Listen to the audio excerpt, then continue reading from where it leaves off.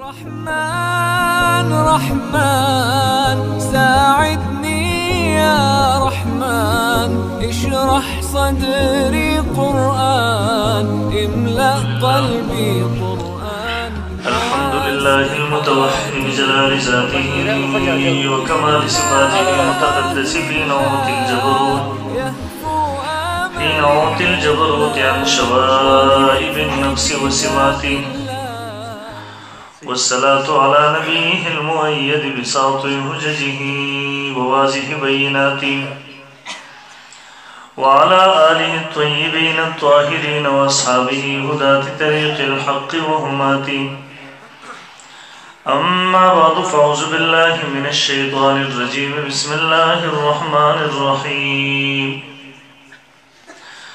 إنا نحن نزلنا الذكر وإنا له لحافظون. وقال رسول الله صلى الله عليه وسلم: إن الله يرفع بهذا الكتاب أقواما ويزع به آخرين. اللهم صل على محمد عبدك ورسولك، وصل على المؤمنين والمؤمنات والمسلمين والمسلمات. انتہائی واجب الاحترام حضرات علماء کرام، مشایخ اعظام او د مسلک اهل سنت والجماعت سره تعلق لرونکو د دغې علاقې ډېرو غیرتمندو په دین میل مسلمانانو ورونو، زموږ او ستاسو د نننۍ جلسو پروګرام چې د قرآن مجید د ختم پروګرام دی، څو ماشومانو د الله رب العالمین مقدس کتاب په خپلو سینو کې محفوظ کړی دی. محترمو، دغه پروګرامات د دغه ماشومانو د هغوی د والدینو د تسلۍ دپاره او نور مسلمانانو ته د ترغیب ورکولو دپاره منعقد کیږي. محترمو، دغه طلبه کرام، دغه قاریان، دغه حافظان علما، محترمو، دا د الله رب العالمین لښکرې دي د الله په ځمکه باندې. الله رب العالمین د دغه لښکرو په ذریعې سره د خپل کتاب حفاظت کوي. الله رب العالمین د دغه لښکرو په ذریعې سره د خپل دین حفاظت کوي. نن تاسو که وګورئ، یو طرف ته پوره کفر دی، یو طرف ته د دنیا ټول طاقتونه ولاړ دي، د هغه کافرو سره، د هغه باطلو سره هر قسمه وسایل هم شته دی، هر قسمه اسباب هم ورسره دي، د دنیا هر قسمه طاقت او قوت هم ورسره دی. هغوی مسلمان د خپل عقیدې نه لرې کول غواړي، هغوی مسلمان د خپل تهذیب، اسلامي تهذیب نه لرې کول غواړي، هغوی غواړي د مسلمان تعلق د خپل دین سره ختم شي.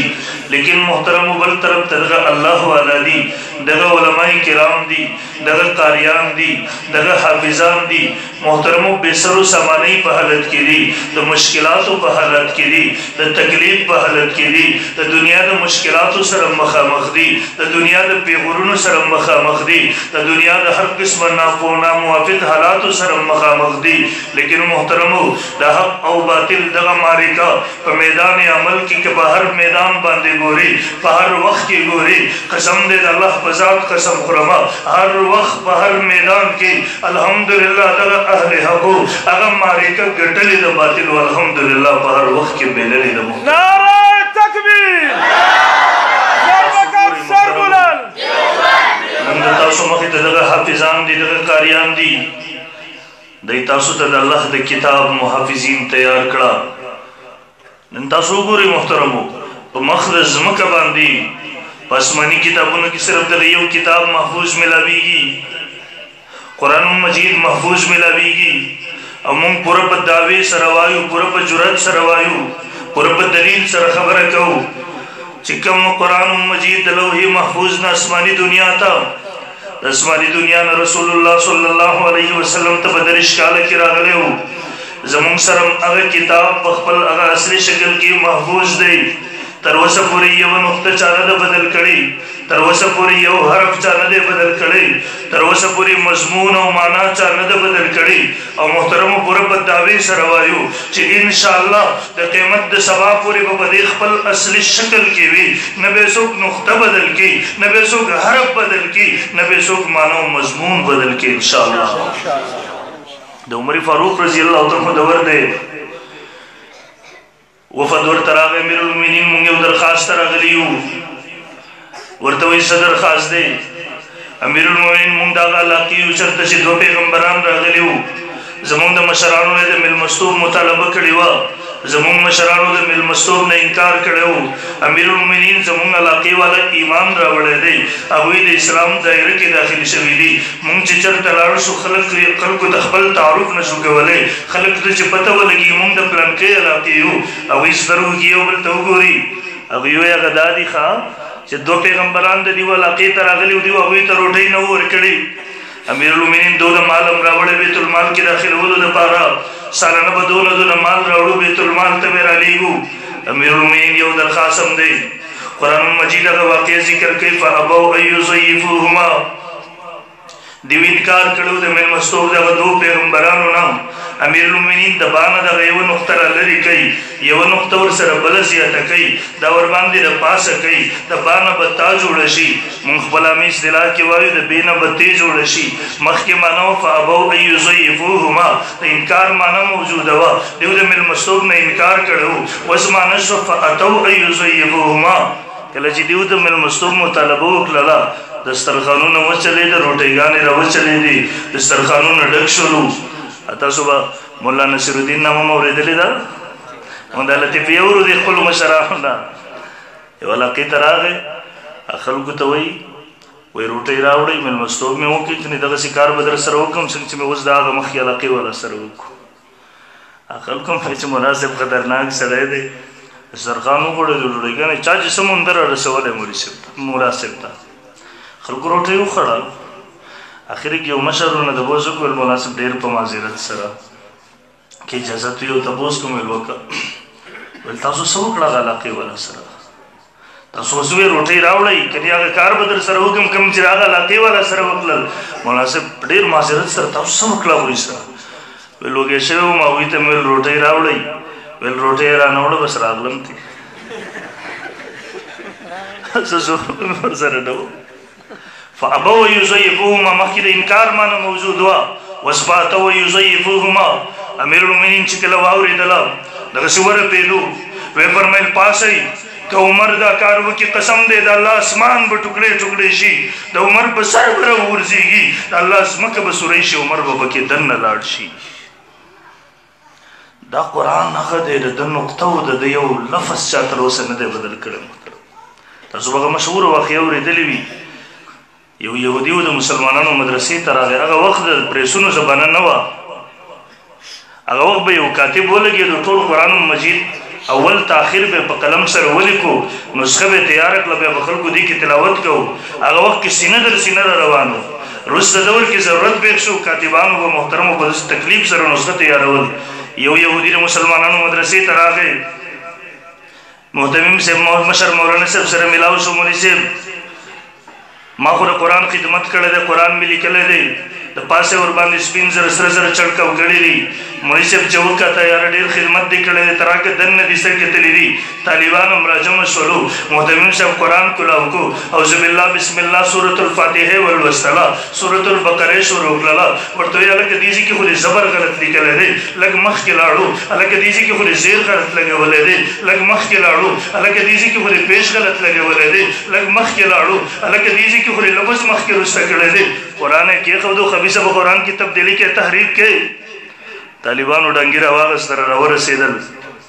او دې طالبانو په منځ کې چې دیو کسي یو ځل دیو ته ګیر شي بیا به ورته خدای خلاصوي تاسو کتلي وو افغانستان کې د امریکې غونته کې طاقت او قوت راغلی و هغوی ویل موږ نه میږی نشي ورکېدی هغوی په پوره په غرور سره راغلي وو پوره په طاقت سره راغلي وو دنیا والا چې هغه طاقت وکتو ویل له دې خلکو سره جنګ کول دا په دنیا کې ناممکن خبره ده زما د متوسطې کالو ده متوسطه ختمه شوله کال ته ولاوه زما د طالبانو افغانستان کې نوی جدوجهد جهادي تحریک شو نوی جدوجهد د امریکې خلاف باندې شروع شو تقریبا سیمهي یا ششماهي امتحان و چوجیانې وشولې مونږ کلي ته راغلو د محلې د مسجد کې ما زه مونځ ته اوس راغلم زما یو ګاونډي و د محلې یو ملګری و د جلال آباد یونیورسټۍ کې سبقونه ویله دی راغلی ما ورنه تپوس وکړو پلان کې وایي که نه خو حالات څنګه دي دی ما ته وایي بس وی نور جهاد لفظ د خلو نه وباسي تاسو ما ورته ولي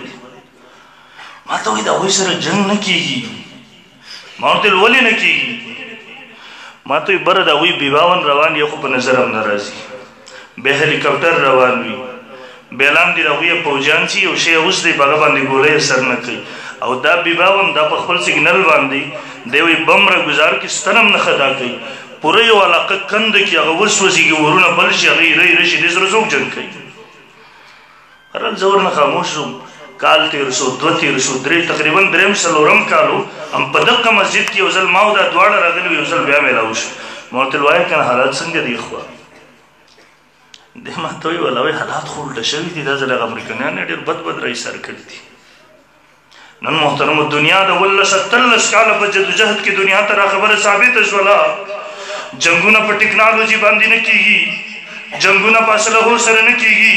جنگونه د ایمان په طاقت سره کیږي جنگونه د الله په امداد او نصرت سره کیږي هغه درویشان هغه کمزوري خلک زما ستا په وظیفو باندې دلته ژوند تېر کړی و زما ستا په وظیفو باندې زندګي تېروله نن هغه درویشانو د الله په امداد او نصرت سره د وخت سپر پاور امریکې ته چې د خپل لا او لښکر سره راغلی و پوره وسایلو اسبابو سره راغلی و خپل ملګري کافر اتحادیان ورسره و هغوی ویې زموږ نه میږی نشي پټېدی نن د الله په امداد او نصرت سره د هغه سپر پاور ښکر مات شوي دي هغه عالمي دنیا ته چغې وهي دې طالب ته ووایه چې موږ سره مذاکراتو ته کېدي نن قسم دی هغه مذاکراتو خیرات غواړي او انشاءالله العزیز هغه ورځې نږدې دي چې یو ځل د روس په شانتې د امریکې غرور او طاقت د دغه درویشانو په خپو کې مات شي او یو ځل بیا د افغان په ځمکه کې د اسلام جنډه اوچته شي انشاءالله حالات دغسې دي محترمو نن قسم دی که موږ هر سهار ته پاڅېږو کله د کشمیر د مسلمان جړا ورو نن د هندوستان په مسلمانانو باندې بد حالت دی کله د برما د مسلمان هغه جړاګانې موږ نه نه هېرېږي زړونه م یقینا زخمي دي سترګې م اوښکونه ډکې دي او محترم و مایوسه نه یو انشاءالله العزیز را روان دور دا د اسلام د غلبې دور دی انشاءالله العزیز را روان دور دا د مسلمان د جړا دور نه دی را روان دور د مسلمان د خندا دور دی را روان دور په مشرق مغرب شمال جنوب کې د اسلام د جنډې د اوچتېدو دور دی انشاءالله بهرحال عرض مې کوو طالبانو ډانګیره واغېستله راورسېدو هغه ورته یې محترم صاحب ته لږ صبر وکړې زما خبره واوره بیا مې مړ کا ورته وایي څه خبره ده زما عذر واوره ورته وایي ما تورات راواغېستو خپله یهودي یمه هغې کې مې قسمه تبدیلیانې وکړلې د هغوی مولیانو ته مې ورلو هغوی راته انعامونه راکړه ما وایي دا خو د الله کتاب نشي کېدی انجیل او زبور سره مې دغه کار وکړو اخرنی کتاب قرآن مجید و د کې مې زیاتي تبدیلي نه ده کړې چېرته زبر زیر تبدیلي مې کړې ده چېرته لفظ مې مخکې رسته کړی دی خو الحاظ خپل منزلي مقصود ته ورسېدم ما ته ښکاره شو دا خبره چې په ټولو کتابونو کې یو کتاب محفوظ دی یو کتاب هغه دی چې هغې ته مونږ د الله کتاب ویلی شو هغې کې مخلوقات تبدیلي نشي کولی د خپل ځان نه پکې ترمیم نشي کولی محتمم صاحب ته به لاس کې لاس کېښودو ما ته کلمه ووایي چې مسلمان شمه ما څو کله مخکې د یو عیسایي مناظرو د اسلام قبول کړی و ما له دې انټرویو کې تر دې نه هغه صحافي تپوس کوي ورته یې ووایه څه مسلمان کړئ څوک عالم درغلی و ملاقات دې ورسره شوی دی ورته نه معمولي سړی نه دی د هغوی لوی مناظر دی بین الاقوامي سطح باندې د هغوی لوی مناظر دی ورته چېرته څه تبلیغیان درغلي و ملاقات وشو ویل نه کتاب دی کتلی و نه مې دی کتلی بیا څه مسلمان کړئ ورته د قرآن یو آیات مسلمان کړم کوم آیات مسلمان کړئ هغه ډېره اوږده تفصیلي واقع ذکر کړي هغه تفصیل د نظم هغه پوینټ دې سره براخلم دی وایي زه به یو زمیندار کاکا باندې پېښ شوم ما د اسلام نه مرتد کول غوښتل هغه خبره مې ور ډېره اوږده شوله هغه کاکا په دلایلو نه پوهېدلو هغه کاکا د بحث په اصولو طریقې باندې نه پوهېدله ما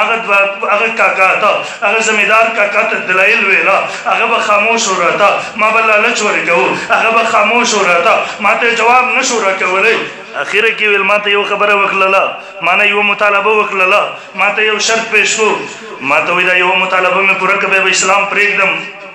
ویل ما ورته څه مطالبه لري ده ویل ما ته وایي چې قرآن کې یوه غلطي وښایې بیا به اسلام پرېږدم دی ویل ما وایي چې دا خو څنګه وړوکې خبره وکړه ویل ما وایي چې سودا اسانه وشوله نادان ته دا پته نه وه چې سودا ډېره مشکله سودا ده، مطالبه ډېره سخته مطالبه ده. دنیا کې تر اوسه پورې 14 صدۍ تېرې شولې، چا پوره کړي نه دي، زه به یې څنګه پوره کړم؟ دی وایي ټایم مې ورسره مقرر کړو، پلانکي تاریخ ته به راځم، زه به قرآن کې غلطیانې ښیم، ته به توبه وباسې، اسلام به پرېږدي. صحیح ده. ویل زه راغلم، ما د یورپ د خپلو لویو راهب خانو سره رابطه وکړله، ما ورته ویل زمونږ د ملیانو سره رابطه وکړه، ما ته قرآن کې غلطي پکار ده، دغسې مسله پېښه ده. ویل ما ته هغوی دین ټایم راکړو، 3 ورځې بس به مونږ تا ته قرآن کې غلطیانې در وښایو. دی وایي د 3 ورځو هغه سخته شد انتظار هم تېر شولو، ما په خپله د خپلو راهب خانو سره رابطه وکړله. ویل ما ته هغوی جواب راکړو، خاموش دي، قرآن کې غلطي راته راونه ښودله. ویل زه بازار ته لاړم، ما قرآن مجید ترجمې والا قرآن را واخیستلو، هغه مې خپل کور ته راوړو، ما مطالعه ول شروع کړله، ځان سره مې پین او کاغذ، ما سره کاغذ او قلم مې کېښودلو، پین کاغذ مې کېښودلو، قرآن مطالعه مې شروع کړله. ما ویل غلطیانې به زه ځان سره نوټ کومه. دی وایي اوله سپاره مې ختمه کړله، 2مه ختمه شوله، 3مه ختمه شوله، 30 سپارې د قرآن مطالعه مې وکړله، قرآن کې غلطي میلاو نه شوله، په 2م ځل مې مطالعه شروع کړله. دی وایي د اولې سپارې د اخري پاو ته راورسېدم. ود کثیر من اهل الکتاب، والی ډېر د اهل کتابونه، لو یردونکم من بعد ایمانکم کفارا، چې تاسو ستاسو د ایمان نه پس واپس کفر ته بوځي، مرتدم کی. الله ولې کوي داسې؟ حسدا من عند انفسهم، زړونه د کینې نه ډک دي،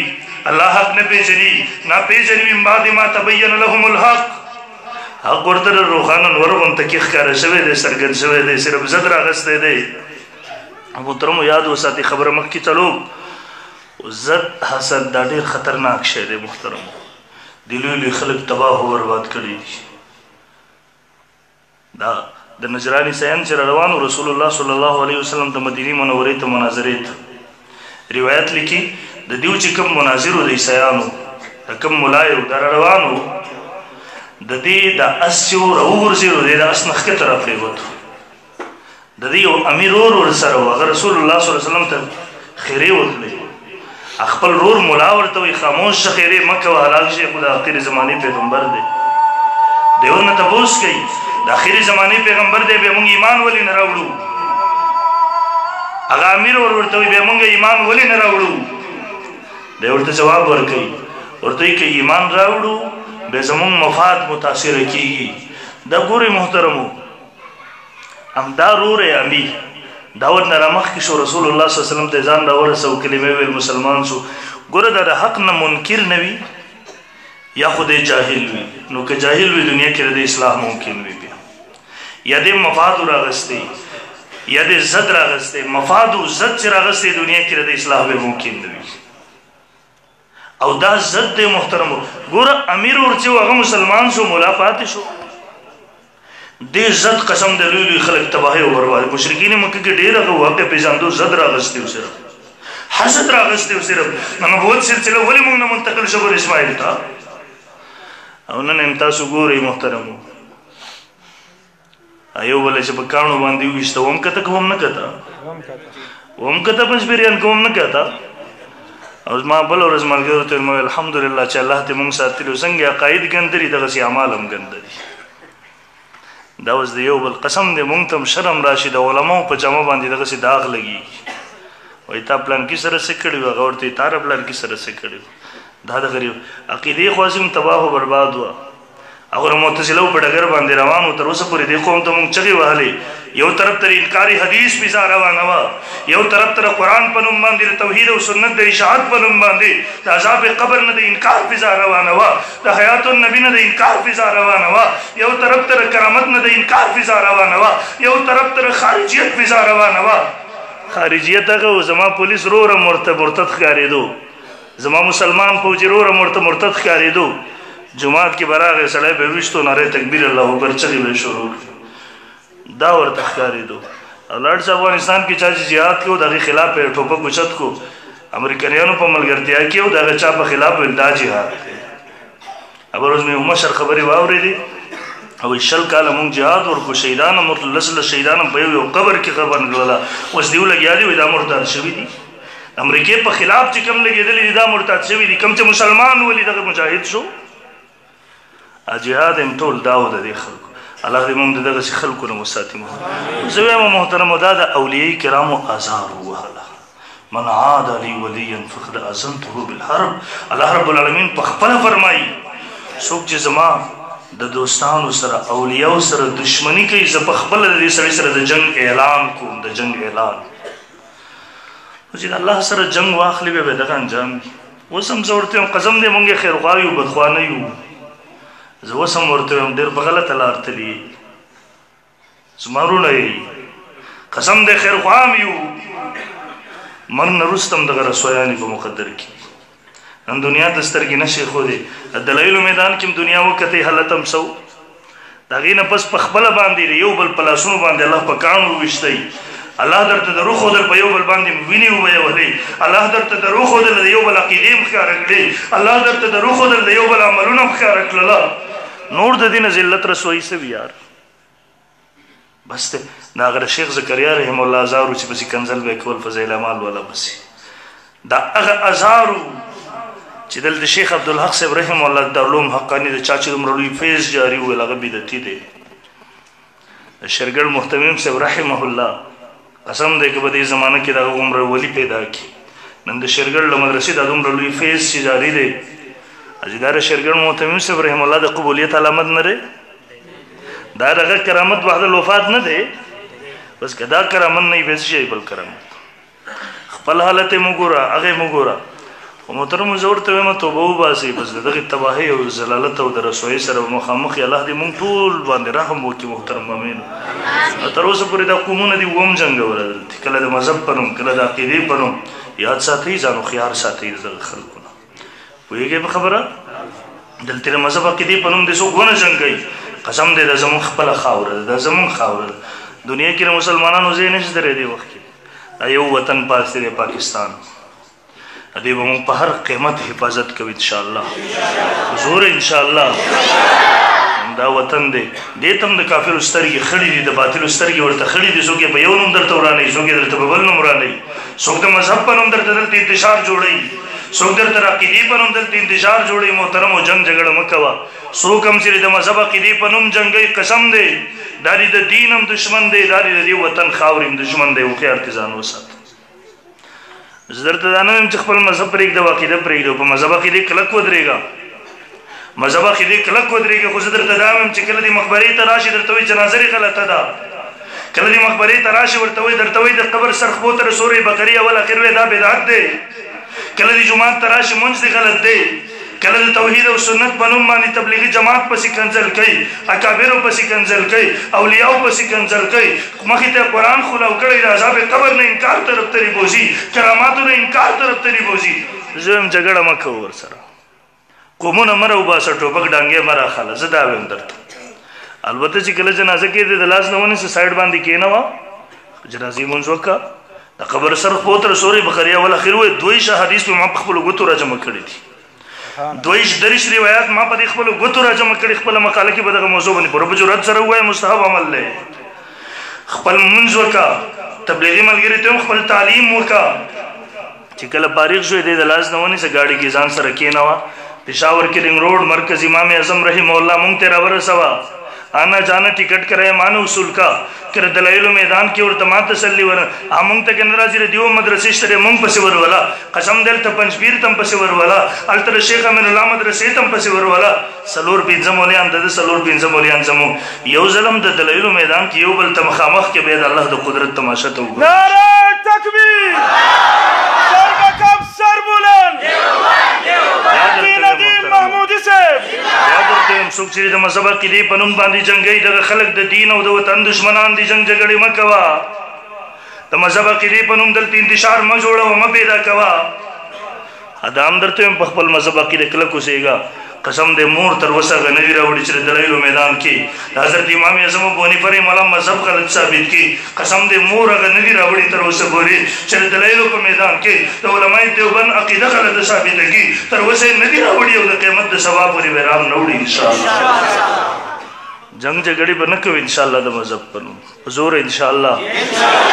درن محترم عرض کوو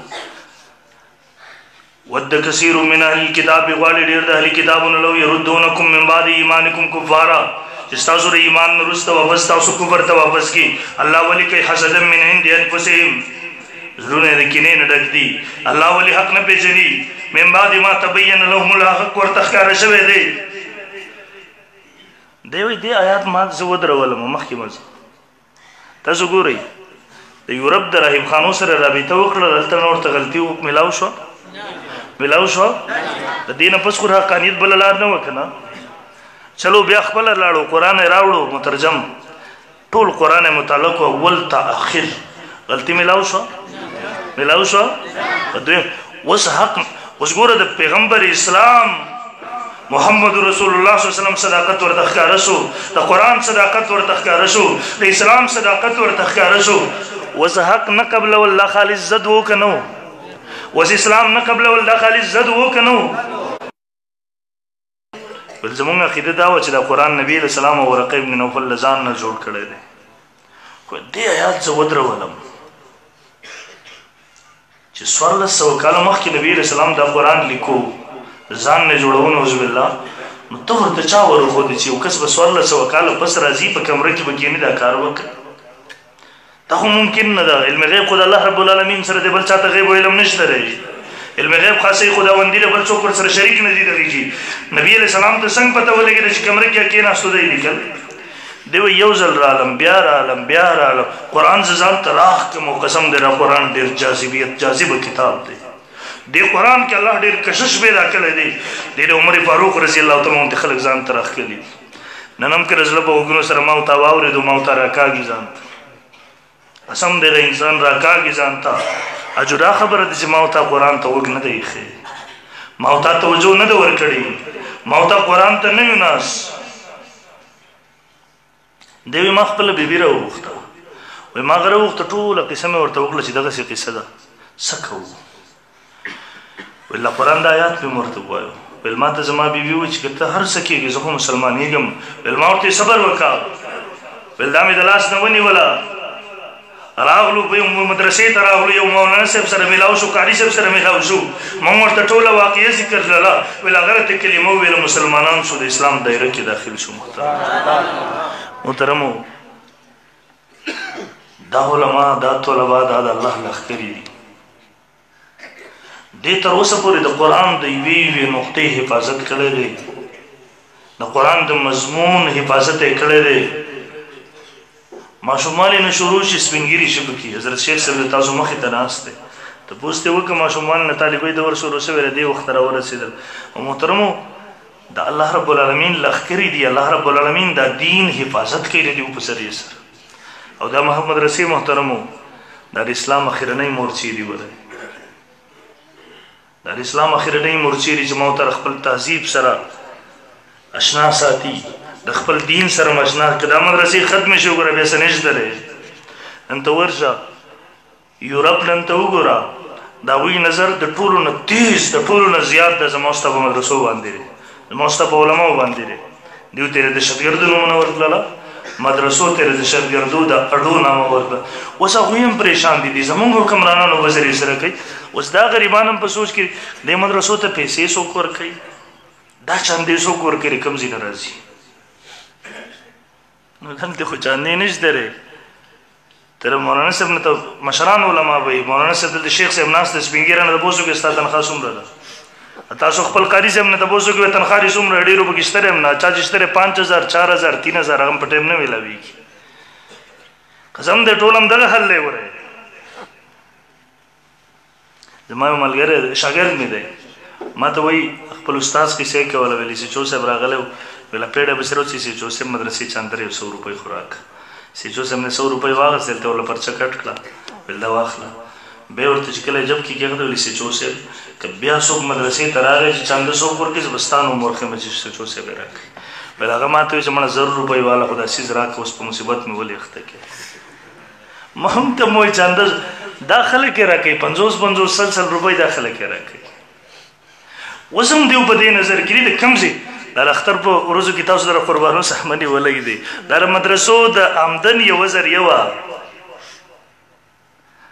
نور څه وسې نه رسېدو دې اختر کې څه 100 روپۍ چا سرمنه نه اخېسته پرتې به وایي بوی به یې کړی دی قسم دی د مدرسو دشمنۍ کې وکړه صرف مدرسو دشمنه د دیو خیال دار مونږ په پیسې بندي کو چندې په بندي کو مدرسې په بندي شي والله متم نوره ولو كره الكافرون پونکو سے چراغ بجایا نہ جائے گا انشاءاللہ مدرسے بوی د قیامت د سبا پوری بوی انشاءاللہ مدرسے ختمون کې دغه سوچ بر خپل زړونو کې رضان سره قبرونو ته ویسي انشاءاللہ العزیز دنیا کې وکلم دا سوچ پوره نشي انشاءاللہ نن لاړ شه پرویز مشرف وګورا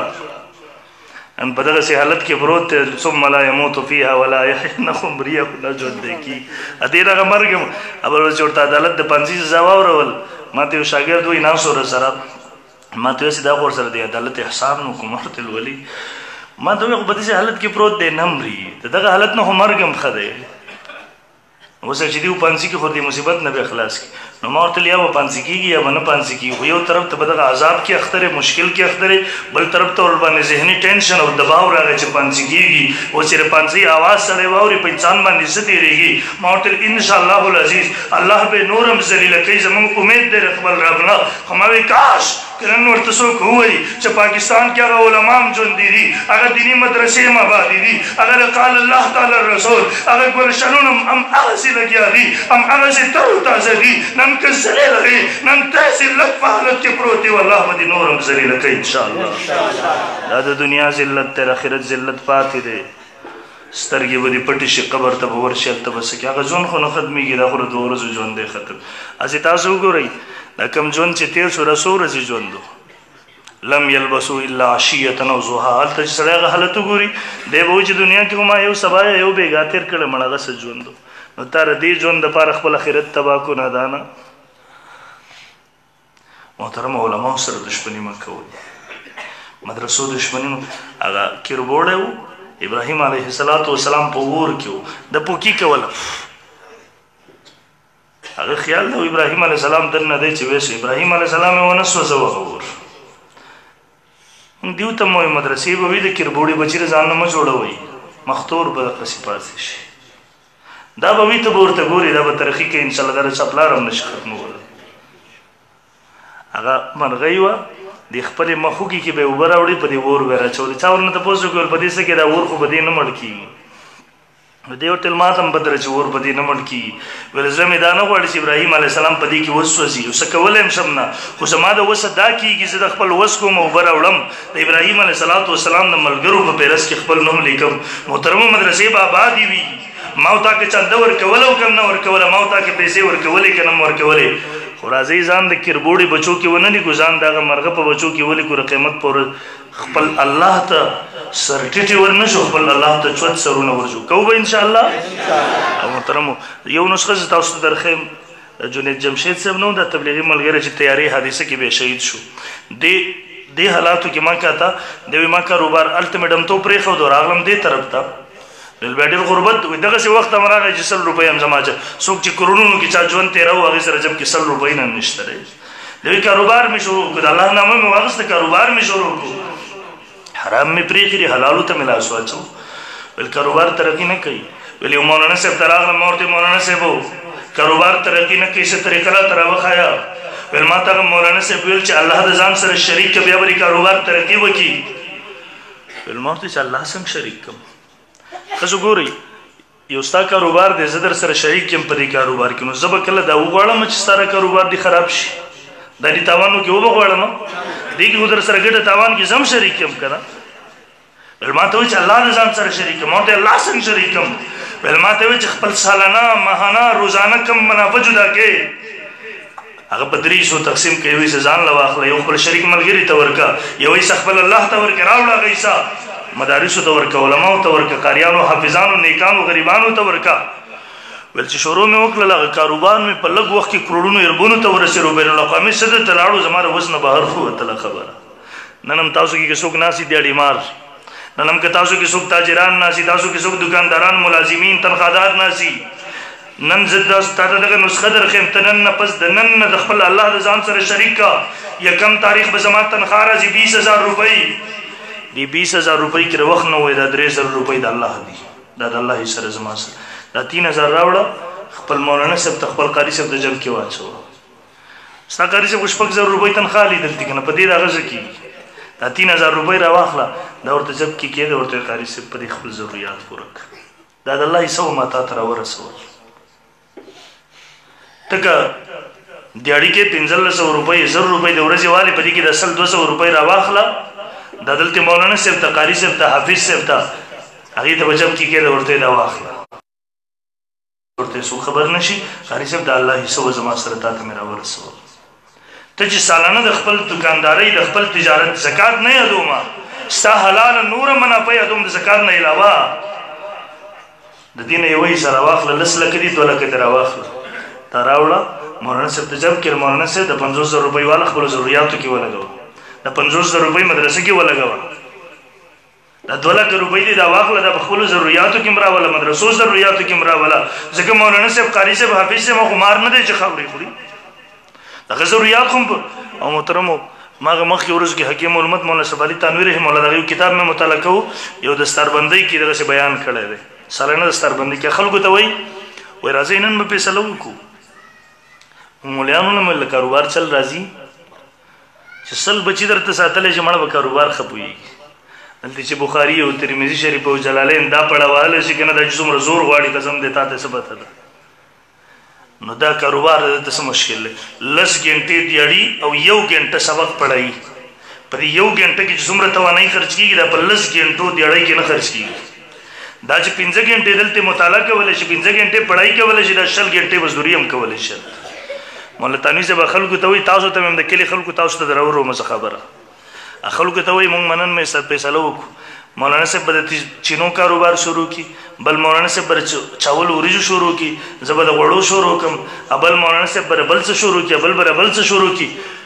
او دې جوماتونو مدرسو ته به تالې واچوو موږ به بند کړو موږ به تاسو نه پیسې نه غواړو نه به ستاسو چاندې غواړو نه به زکاتونه غواړو نه به صدقې غواړو مدرسو ته به تالې ووو خو مونږ ته مولانا تنویر صاحب رحمه الله هغوی ته وایي زه تاسو ته وایم صرف مونږ ته دا ګارنټي راکوي چې زمونږ را روان نسل به مسلمانان پاتې شي هغوی به د اسلامي تهذیب سره وابسته پاتې شي نه شي راکولی چې نه شي راکولی بیا به دا تاسو خپل کار کوئ مونږ به خپل کار کوو قسم دی ګوره که دا څیزونه ختم شو د مدرسې سره وابستګي دا مدرسه جماعت علما قاریان حافظان ختم شو بیا تا ته پته نشته دی خپل تهذیب نه به لرې شي حلال حرام به نه پېژنې بیا زه یو علاقې ته لاړم ډېر په چوته باندې و پیدل سفر هم پکې وکړو بیا ما ته زما میزبانانو وی ما ته ویل دا د دنیا کې 2 نمبر اوچت ځګې دی موږ ورته نن راختلو ما ورته الحمدلله د الله د دین د پیغام را رسولو لپاره دلته هم راغلو بیا چې کله راتلو ما ته یو کور راښودو ما ته وایي دغه کور ګورې ما ورته ویل او ما ته وایي دا هغه بدقسمتو خلکو کور دی ویل دیو دغه حاجي صاحب ویل خپل یو بچی بهر ته ولېږو میډیکل لپاره روس ته بچی ډاکټر شو موده زمانه تېره شوله کله چې واپس راغی هغه مور پلار ورله پرشته پسې ګرځېږي ویل بیګا ته هم اکا ډاکټر صاحب خپل مور پلار ته وایي خپله یوه خور ته ګوته نیسي ورته وایي بهر ته ولې ګرځېږئ دا زما خور ښه ښایسته سره سپینه ده ښه ښایسته ده زما خوښه ده دا راله وکړئ که نه بهر ولې ګرځېږئ معاشره کې د حلال و حرامو تصور به ختمېږي د عقیدې نظریې د صحیح عقیدې بدې عقیدې د سنت او بدعت محترمو دا فرق به ختم شي علما مه پرېږدئ محترمو او تاسو دیاړیمار تنخوادار ملازمین تاجرانو ما خو درته نسخه درغول د نن نه تاسو عزم وکئ په خپل تنخواه کې خپل کاروبار کې خپله دیاړۍ کې الله د ځان سره شریک کوي یو کال وکته که تا ګټه ونه کړله ستا په 10,000 روپو کې بیا الله رب العالمین د 1 لاکو طاقت وانچوو بیا زه پېښور کې اوسېږم مولانا عبدالقادر صاحب ستاسو دغه علما اکثر ما پېژني زما ځای ورته ورمعلوم دی ما ته راشه چې څه قسمه جرم غواړې به یې زه درته درکوم شروع کوو به الله څوک د ځان سره شریکوي ځای لاسونه اوچت کوي الله به شریکوو د ځان سره انشاءالله شریکوو به انشاءالله نه په زوره انشاءالله دا واده ده که نه انشاءالله او د دې علماو به په کلکه باندې ملګرتیا کوو ټیک ده که نه انشاءالله صحیح ده واده ده دا که نه انشاءالله زه به بل کال بیا دستاربندۍ ته راځم زه به مولانا صاحب نه تپوس به کوم چې ستاسو خلکو ما سره واده کړی و تېر کال هغه د کلي و علاقې خلکو هم په هغې باندې عمل کړی دی که نه زه به دې بیا تپوس کوم ټیک ده که نه انشاءالله صحیح ده الله دې عمل کولو توفیق